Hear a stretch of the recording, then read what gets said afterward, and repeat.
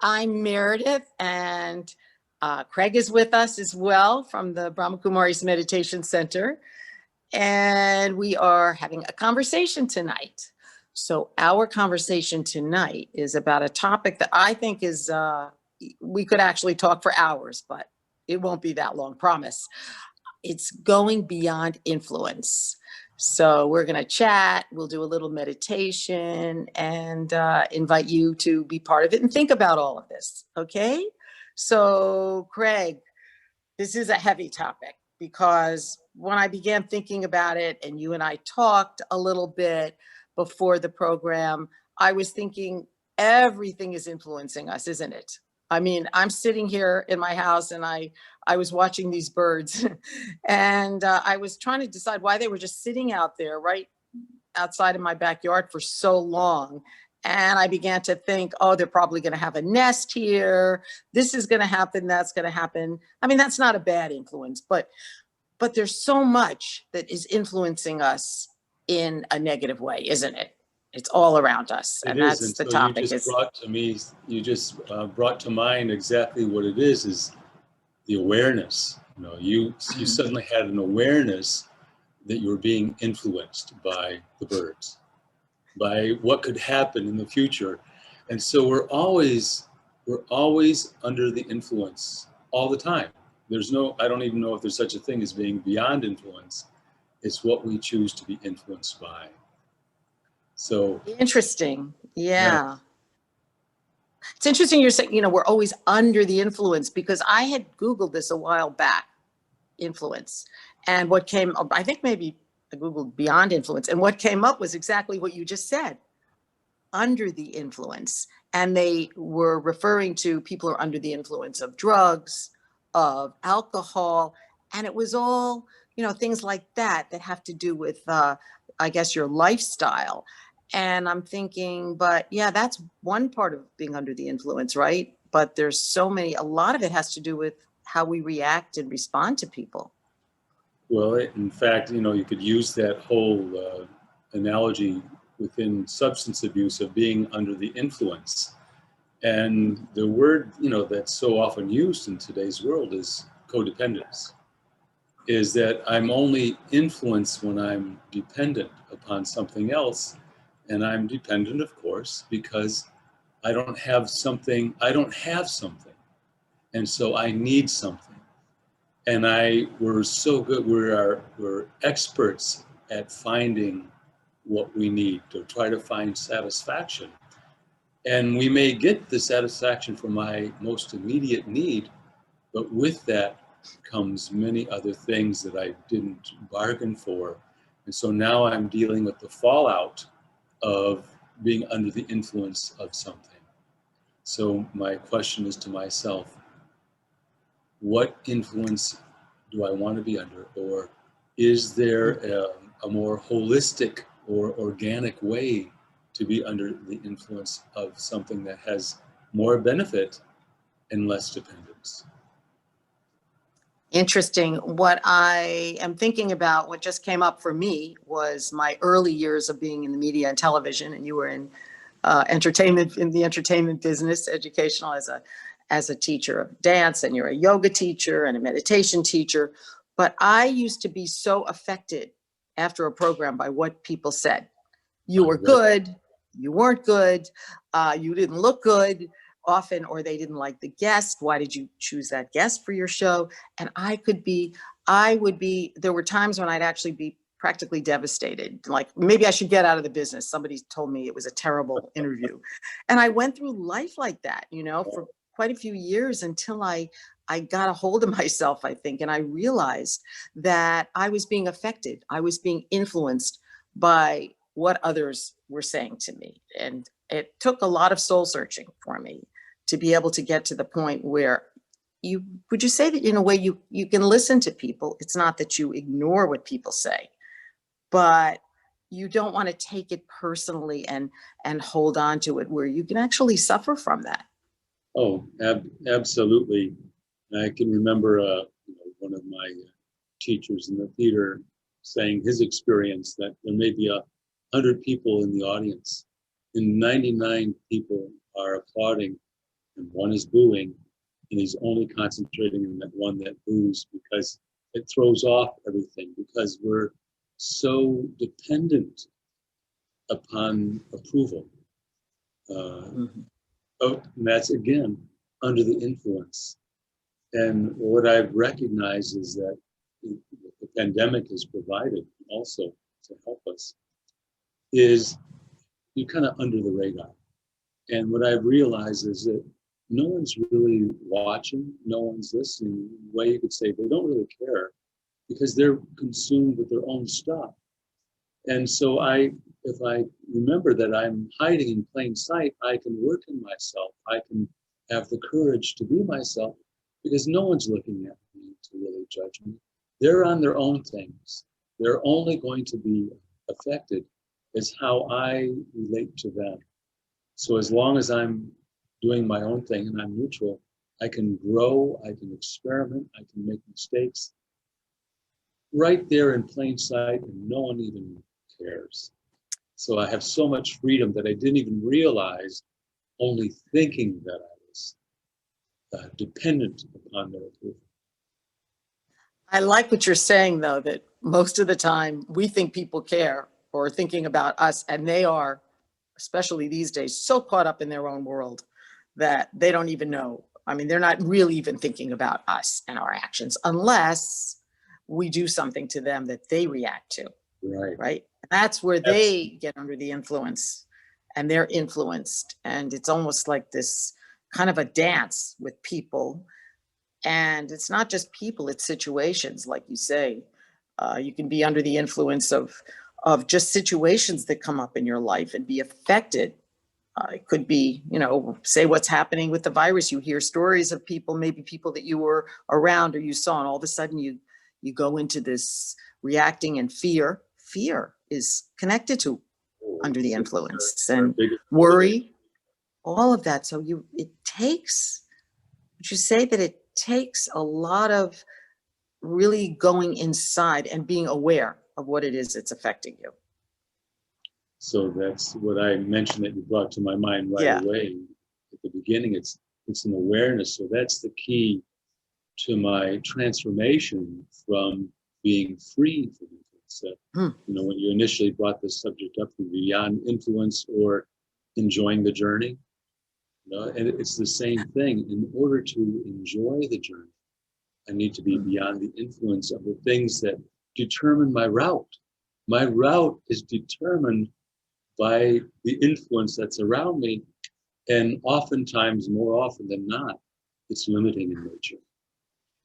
So I again come back to this thing, the awareness that, wow, instead of being influenced, how can I be free? And all these things necessitate one thing, and that's always going back to going within. It's Going not back that I to need to go within. No, within, yeah. just being silent, just being quiet. Sitting there, you watching the birds, it's being silent. And you can observe yourself. You're observing what's coming by in your mind. And then also then there's the dialogue saying, oh, there's no need for that. There's no need for that. So I'm not, when I have these thoughts that come into my mind, that's like the old stories and the old fears that come out, don't be afraid of them. They're just thoughts and feelings that come to my mind. And I have a space from right here, I have a space here and now to work from, to say, well, either I'm going to engage that thought further, or I don't really need that thought right now because I've experienced before and I don't like the feeling of it. I'm free. Thank you, but no thanks.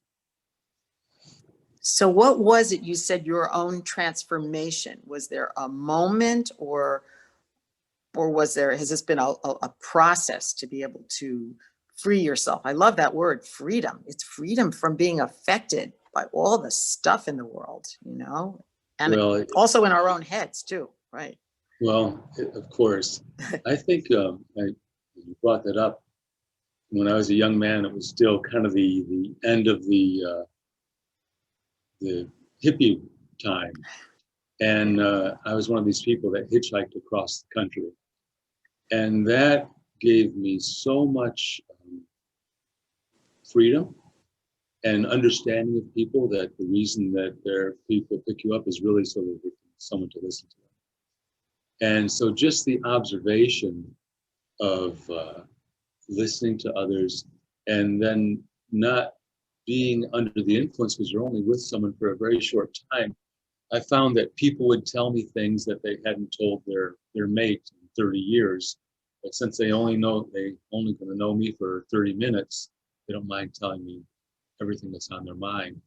And so right away, it freed me from, wow, you don't have to be this way. You could be any way that you want to be. You have the choice, and life moves on. So in my life, one of the big influences is the past. And of course, we have the influence of the future. And I was thinking about this before we talked today. I said, how could I be free from the past? Is really just forgiveness or acceptance. Mm. And in the future, what frees me from the future? Well, trust. So I only need these two qualities. I need acceptance and trust. And then I can be, again, to use one of these famous terms from our present time, I can be in the now. You can be who you were meant to be. I can be who I am right now. And what's so bad about that? This moment just, anything else in my life is on hold, and there's just you and me talking right now through this medium on the computer screen. And I'm thinking, well, this moment's pretty good. I'm happy. I'm content. And by being into the now, it's something that I heard Sister Wadi talking about a lot recently, about this term touching eternity.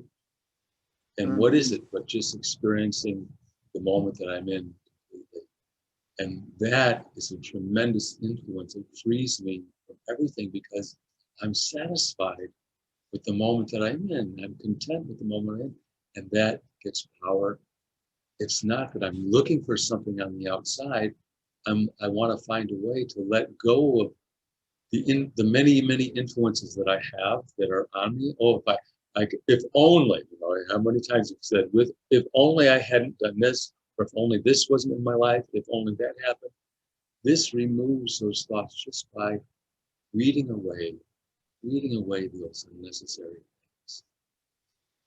I love this idea of of course I've heard it and I know it, but just hearing you say it, the way you said it, hitchhiking across the country, because I hitchhiked too across the country in my much earlier years. And those were the years you could do that. I've told my daughter I've done that. She would go into shock saying, who would let their kid today, at 18 or 20 hitchhike, right? Absolutely. I mean, that was a different time that we were in. But that feeling, you're so right, of in the moment, like you would just have an experience. Some of them weren't good experiences. Sometimes there were some tough experiences when you're hitchhiking and not knowing where you're going to sleep that night. But you were in the moment. And to really be in the moment, we do, as you're saying, have to get rid of the past. And yet we all carry with us, and stop worrying about the future, but that carrying with us some stuff. It's like we've got baggage. You can't hitchhike with baggage, right? You had a knapsack, I'm sure. That's all I had. Today I travel with, people laugh when I travel as well, going on long trips or something. You need this, you need that. In those days, it was like a few t-shirts and a towel, right? And I could travel. And a few dollars, not even much money.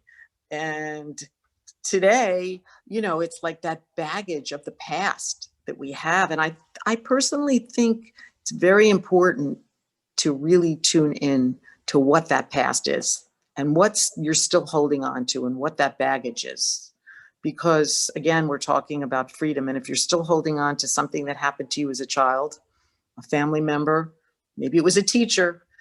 I've shared this where a teacher told me, 6th grade, we were all singing and I was happily singing with the group. And she sort of kind of put down my voice, said, your voice isn't very good or something. I never forgot that. I was always afraid for many, many years. Now I'm not afraid, but my voice is still probably as bad as it was, but I don't care. I'm enjoying singing. And yet that stuck with me where I couldn't sing for a long, long time in front of people. So we do have those things. Somebody has affected us. It's a teacher, that made us feel that we could never make it.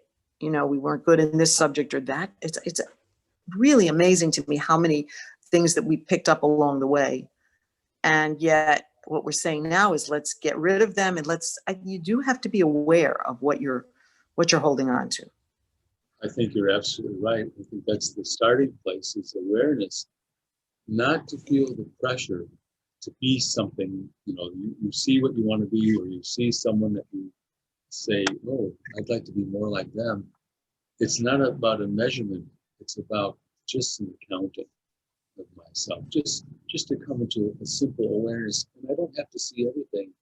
I only have to be aware of that which I have some ability to change.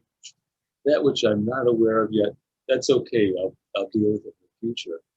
But, and again, what is the method to become aware? What do you think, Meredith? How does one become aware? What type of environment do I need for awareness to take place? I think you can only have awareness, as you were saying, through silence, going within and being with yourself. If you're caught up with everybody else, and even for people that may be isolated today, I guess we all are at some level, there's not silence. You know, people tell me they've got the TV on all the time. They're addicted to the news, or they're addicted to all the films that you can watch today. And that's okay to watch something, you know, sometimes, but not where I knew somebody that I worked with years ago, and she said she couldn't be in the house alone without the TV on while she was cooking, whatever she was doing. She couldn't take the silence. She didn't like that was the quiet. And she always had the TV going. And I was, you know, pretty shocked, because I thought that's so much noise. And yet she needed that for some reason. So I think silence and quiet time is really, do they still have quiet time in school? I remember like it was kindergarten or something. You'd have quiet time where you would just sit on your mat. I don't know. Well, I think how many people are even, we need quiet time for adults. Right. And it's the opposite. It's the addiction to stimulus, because I need the stimulus to drown out the influences that are just below the surface. You know, that's really what this whole pandemic has brought about, is the recognition of just below the surface of this exterior is anything from disappointment to rage. And we've seen it carry out even this week in the capital of the United States. The rage that is within, that people really believing in what they're doing, but so misguided, because they don't have the awareness of why they feel this way. And we're looking for an influence, and we buy into an influence that is not really accurate, and it brings us even further into this debt of discontent. The debt of discontent. That's a great word, discontent. And also, I mean, just this neediness, a need to be accepted, to be part of something. I think everybody wants to feel like they belong.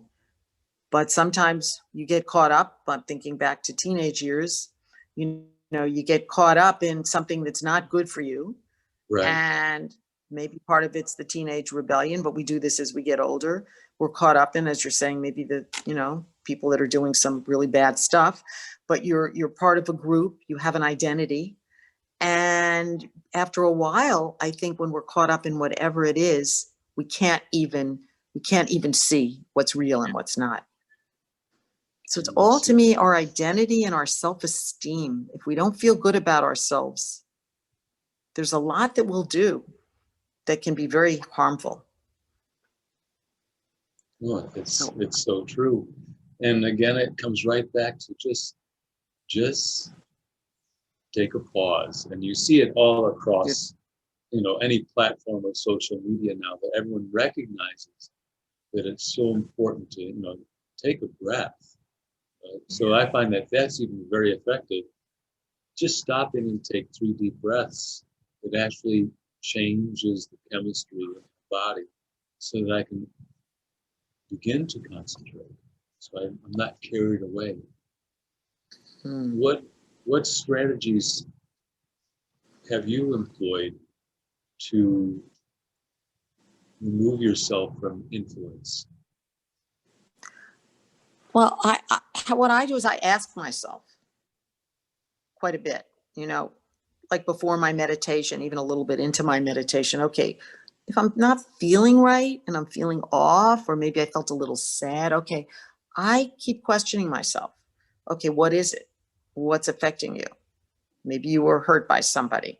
And it might be very little, but anything to me is any kind of feeling is for me pause to think about what's causing it.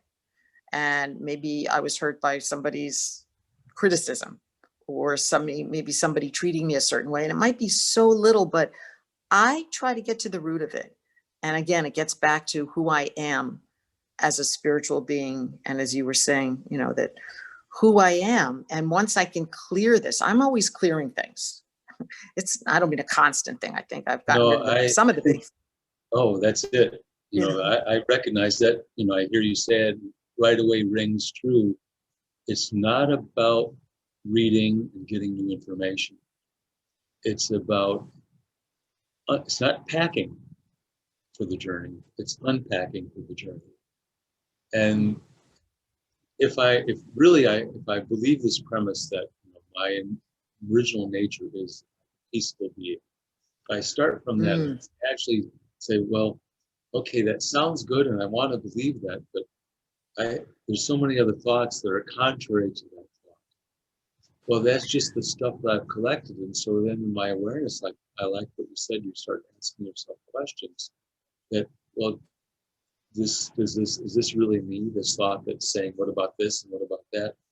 Let me just separate myself from them for a little while. Like just when I began this spiritual practice, and what I always tell anyone who's interested in terms of them learning, I said, first of all, don't believe anything I tell you, but also don't disbelieve anything I tell you, but trust the wisdom of your own intuition and just keep an open mind for it. Like I could say, okay, I want to start this practice. Well, I don't know if that's really true or not, but I'll make a deal with myself. Let me try it for 3 months, or let me try it for 3 weeks, or even let me try it for 3 days, whatever. You can set the time.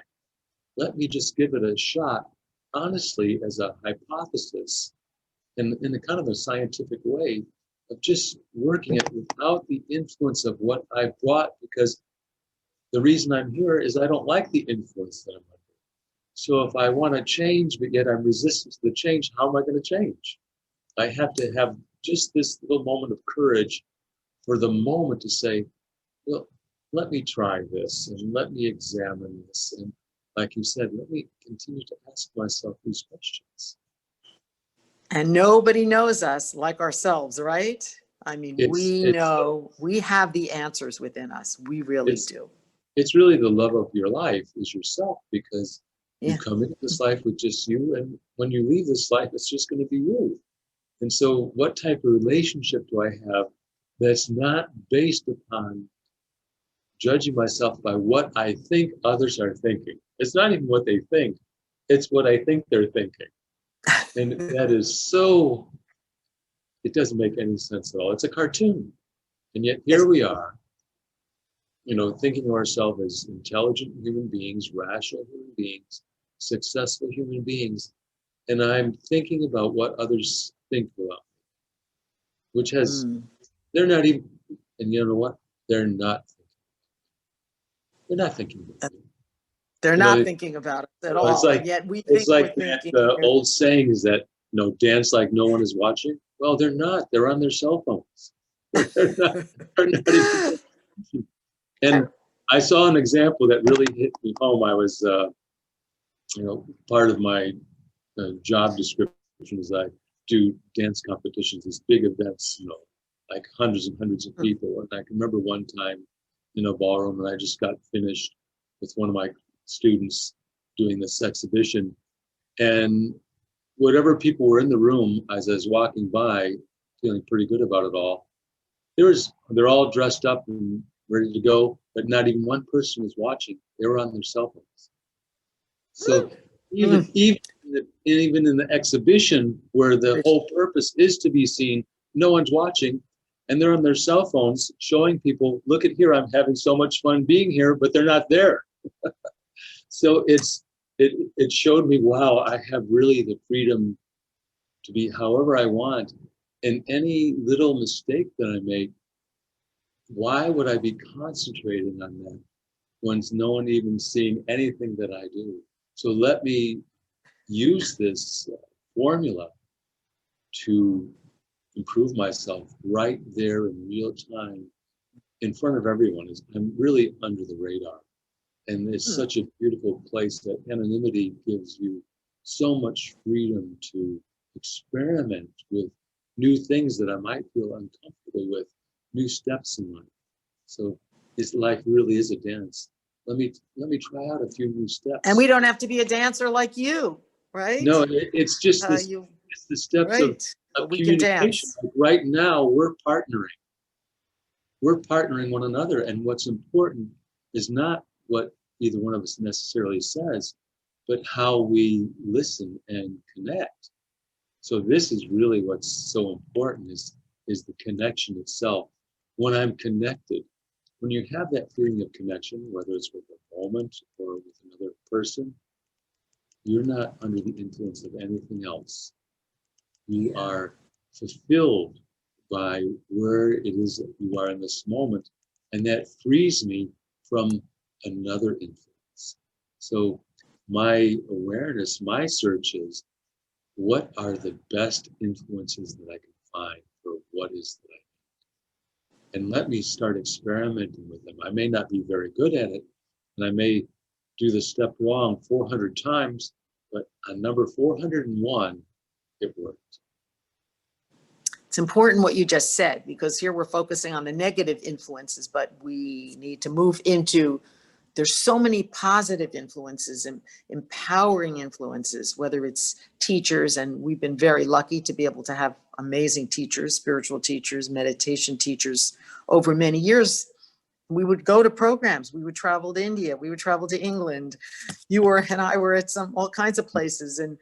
But now people, through the magic of Zoom and the internet, people don't have to make these trips to really meet enlightened people on the internet. Better. It's even better. You know, social distancing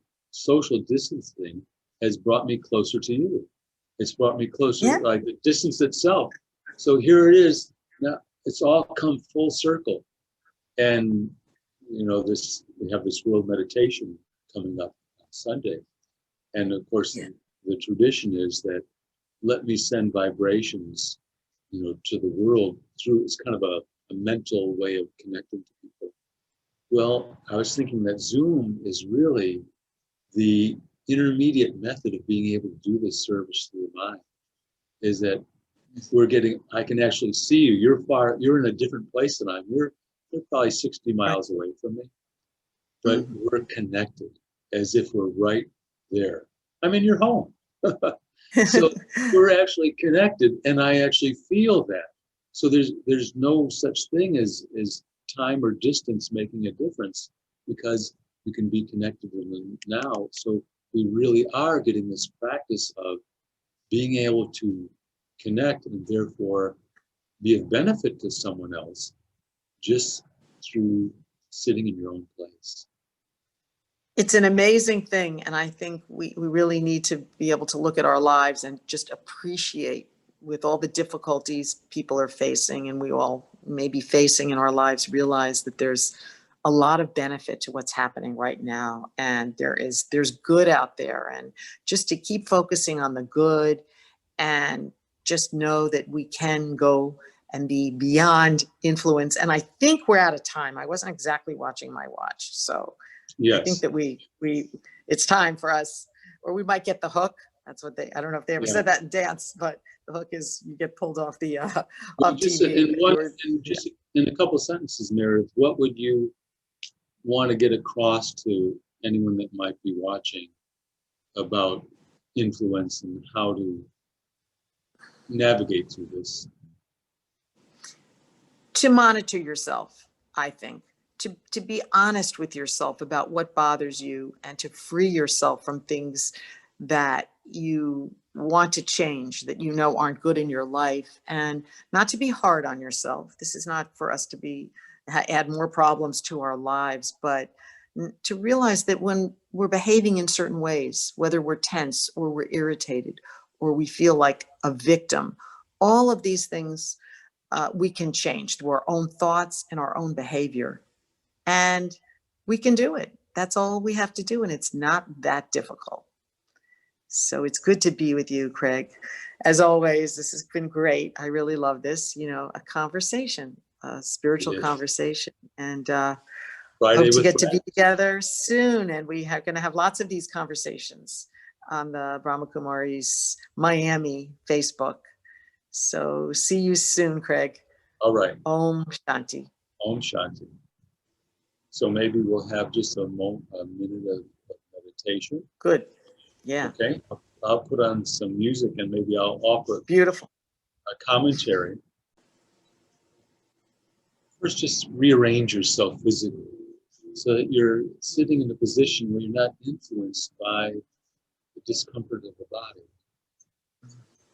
Just take a couple breaths, just to not be influenced by any type of fatigue.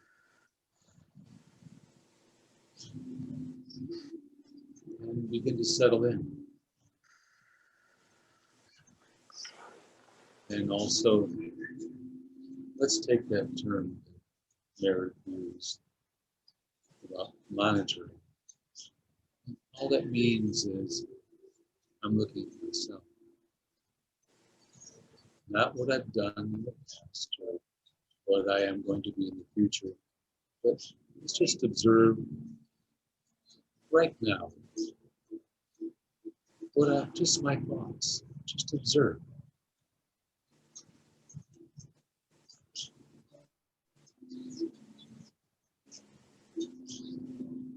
I recognize that I would like to have power that is able to meet any situation. And I've come to an understanding, a belief in life that I do have everything I need in order to face, confront, and succeed in every situation.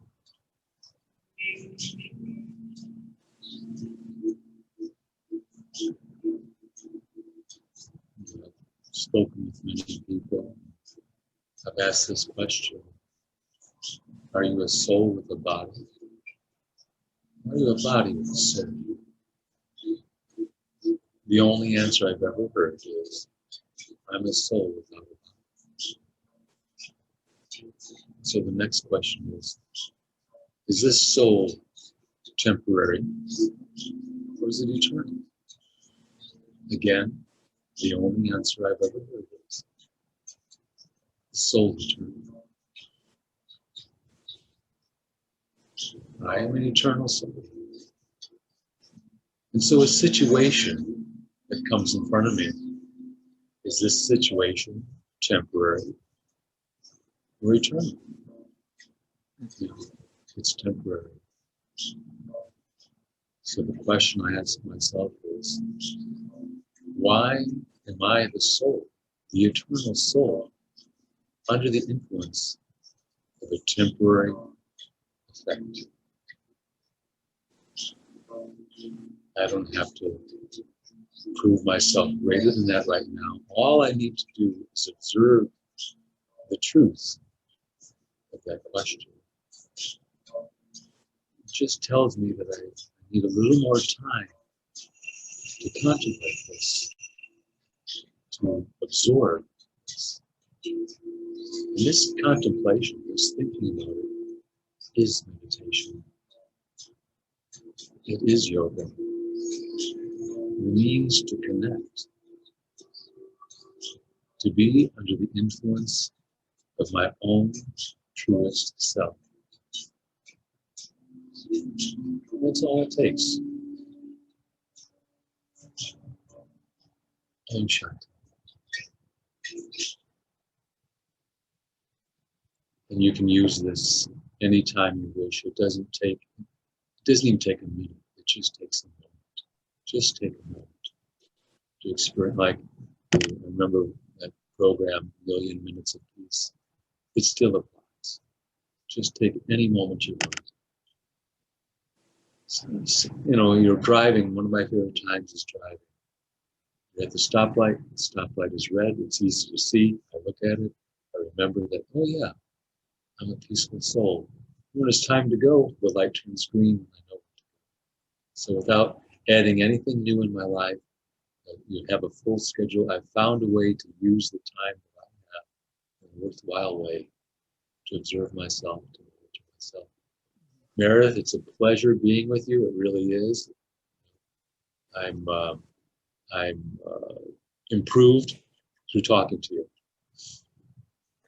Thank you so much. It's a pleasure being with you as well, and I feel the same way. So looking forward to continuing our conversation.